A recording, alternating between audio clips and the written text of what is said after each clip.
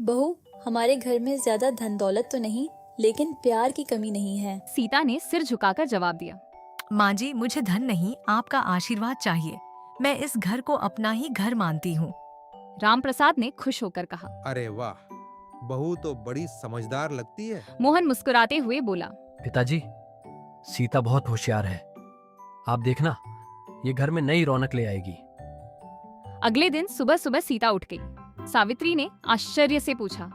बहू, इतनी जल्दी कैसे उठ गई? सीता ने मुस्कुराकर कहा। माँ जी, घर की बहू अगर देर तक सोए तो घर की रौनक भी सो जाती है। सावित्री मन ही मन सोचने लगी। बहू में तो सच में बहुत समझ है। कुछ ही दिनों बाद गांव में एक बड़ी समस्या आ गई। गांव का तालाब सूखने लगा था। पानी की कमी से सब परेशान थे। एक दिन पंचायत बुलाई गई। गांव के सरपंच बोले। अगर तालाब सूख गया तो खेती चौपट हो जाएगी, हमें कोई उपाय करना होगा। सब लोग चुप थे। कोई समाधान नहीं सूझ रहा था। सीता भी चुपचाप दूर खड़ी सब सुन रही थी। घर लौटकर उसने मोहन से कहा। सुनिए, क्या मैं एक सुझाव दे सकती हूँ? मोहन ने आश्चर्य से पूछा। तुम पंचायत में बोलना चाहती हो? सीता ने शांत स्वर में कहा। अगर अनुमति मिले तो मैं अपनी बात रखना चाहती हूँ। अगले दिन पंचायत में मोहन ने कहा। सरपंच जी, मेरी पत्नी सीता एक उपाय बताना चाहती है। सरपंच बोले। ठीक है बहू, बोलो, हमें हर सुझाव का स्वागत है। सीता ने समझाते हुए कहा। तालाब का पानी बारिश पर निर्भर है। अगर हम पहाड़ी से आने वाले बरसाती पानी के रास्ते में छोटी छोटी नालियां बना दें तो पानी सीधे तालाब में जमा होगा। वाह बहू, यह तो बड़ा सरल उपाय है। गांव वालों ने मिलकर काम शुरू किया। कुछ ही दिनों में नालियां बन गईं और पहाड़ी से बहता पानी सीधे तालाब में भरने लगा। गांव में खुशी की लहर दौड़ गई। ये सब मेरी बहू की बुद्धि का कमाल है। ये सब आपके सहयोग से हुआ है। अकेले कोई कुछ नहीं कर सकता।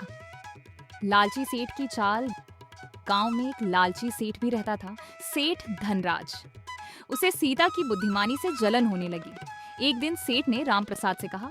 रामप्रसाद, सुना है तुम्हारी बहू बहुत चतुर है। क्या वह मेरे सवालों का जवाब दे सकती है?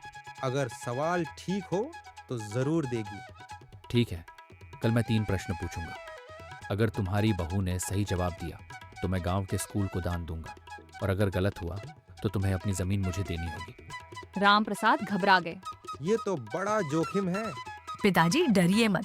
सच्चाई और बुद्धि हमेशा जीतती है। अगले दिन पूरा गांव इकट्ठा हुआ। सेठ ने पहला प्रश्न पूछा।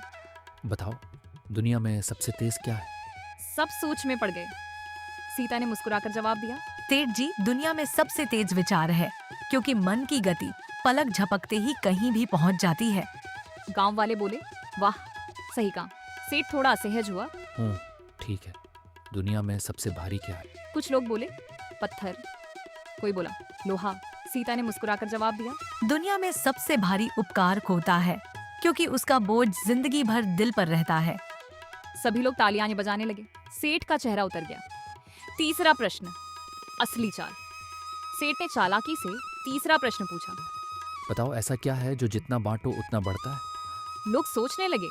सीता ने तुरंत कहा। ज्ञान और प्रेम, इन्हें जितना बांटोगे उतना ही बढ़ेगा। गांव में खुशी की लहर दौड़ गई। सेठ जी, अब तो मान गए ना, बहू सच में बुद्धिमान है। सेठ मजबूर होकर बोला। हाँ, मैं अपनी हार स्वीकार करता हूँ।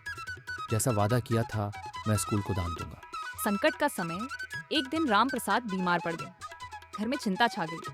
सावित्री रोते हुए बोली। अब क्या होगा बहू? खेत का काम कौन संभालेगा? माँ जी, आप चिंता मत करें, मैं और मोहन मिलकर सब संभाल लेंगे। वह खुद खेत में काम करने लगी। लोगों ने देखा तो हैरान रह गए। एक किसान बोला। बहू होकर खेत में काम कर रही है। सीता मुस्कुराकर बोली। घर और खेत दोनों मेरे ही तो हैं। अंतिम परीक्षा। राजा का दरबार। सीता की बुद्धिमानी की चर्चा दूर दूर तक फैल गई। एक दिन राज्य के राजा को भी उसके बारे में पता चला। राजा ने संदेश भेजा। हम उस बुद्धिमान बहू को दरबार में बुलाना चाहते हैं। सीता दरबार पहुंची। राजा ने पूछा।